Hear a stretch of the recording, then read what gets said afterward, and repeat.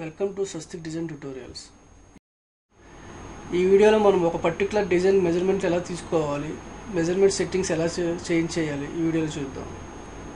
Okay, నేను ఇక్కడ ఈ టూల్ బార్లో లైన్ ఉంది కదా, లైన్ తీసుకుని enter short cut line draw చేస్తున్నాను. ఎస్కేప్ పడితే బయటకు వస్తుంది.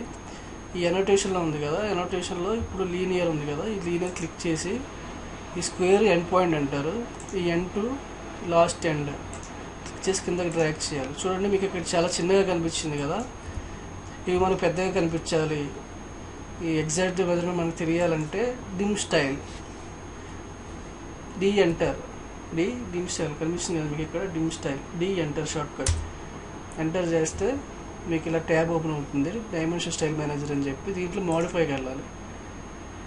మోడిఫైలో స్టార్టింగ్ వచ్చి ప్రైమరీ యూనిట్స్, ప్రైమరీలో ఆర్కిటెక్చరల్ పెట్టుకోండి. 00 ఉన్నప్పుడు 00 పెట్టుకున్నా ఓకే. మీకు ఏది యూజ్ అవుతుందో అదే ఎక్స్ప్లెయిన్ చేస్తున్నాను, అన్నెసరీగా ఏది చెప్పట్లేదు. నెక్స్ట్ టెక్స్ట్కి వెళ్ళి టెక్స్ట్లో టెక్స్ట్ హైట్ వచ్చేసి ఒక 9 ఇంచెస్ పెట్టుకుందాం. 9 ఇంచెస్. ఈ సింబల్స్ అండ్ యారోస్ అంటే యారో సింబల్స్ అవి మార్చుకోవచ్చు, చూస్తున్నారు కదా, ఇవన్నీ మార్చుకోవచ్చు మనం.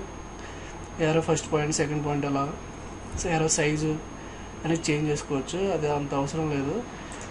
లైన్స్కి వచ్చేసి ఫిక్స్డ్ లెంత్, ఎక్స్టెన్షన్ లైన్. ఇప్పుడు మీకు ఇది కలిసి ఉన్నాయి కదా, ఇది హైలైట్ చేసుకుంటే నేరుగా సెపరేట్ అయిపోతాయి అన్నమాట. డ్రాయింగ్ వేరు, మెజర్మెంట్ వేరు కింద, డైమెన్షన్ వేరు కింద సెపరేట్ అయిపోతాయి. ఓకే చేసుకోవాలి.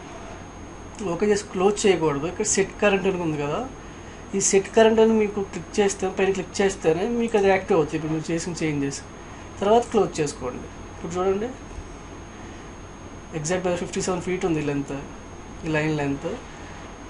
డ్రాయింగ్కి ఇది సెపరేట్ అయిపోయింది.